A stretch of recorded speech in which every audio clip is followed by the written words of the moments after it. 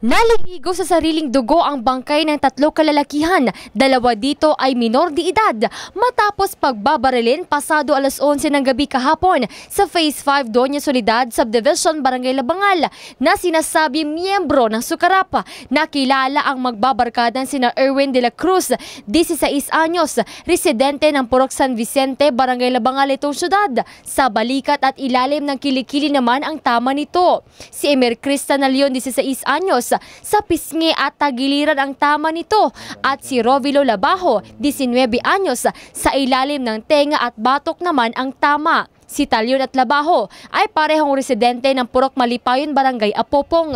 Sa investigasyon ng kapulisan, nakarinig ng sunod-sunod na putok ng baril ang mga residente sa lugar. Ayon sa ina ng biktimang si Arwin, nagpaalam raw itong tutungo sa diskuhan kasama ang kanyang mga barkada, kung kaya't pinayagan niya ito dahil sa kagustuhang magsaya. Una na raw na nanaginip si Aling Wilma nang hindi maganda sa kanyang anak, kung kaya't sinabihan nito na umuwi ng maaga at mag-ingat. Alas 12 na nang malaman ni Aling Wilma na hindi na pala makakauwi ang kanyang nag-iisang anak. Maskin pintik, sumbag, wala nakatikim sa amo ang amahan niya, inahan niya. Sobrang kon naman sa iya.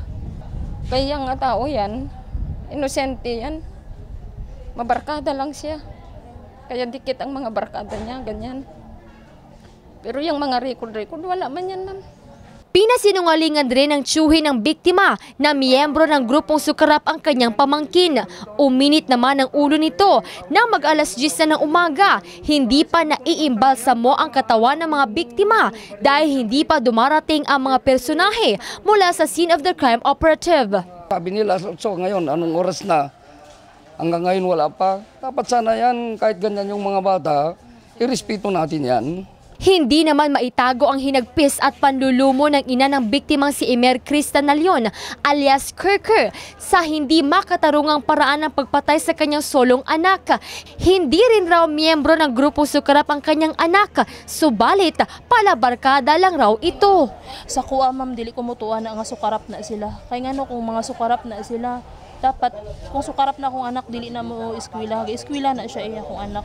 Hindi rin mawari ng nobya at sahi ng biktimang si Rovilo Labajo ang nangyaring ito sa biktima.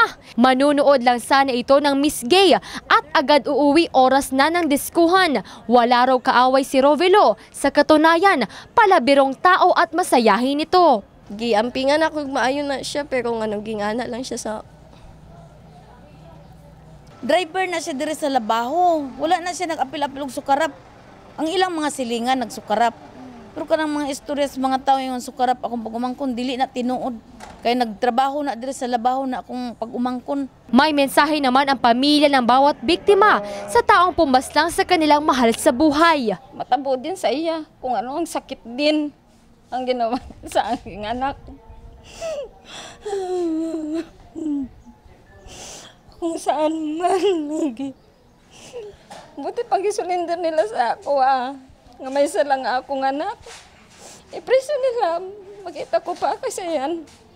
Nga nung anaon man nila amo ang anak. Unsang gyud ay kasakit, unsang gyud ay nga sala sa among mga anak kanung anaon jud nila.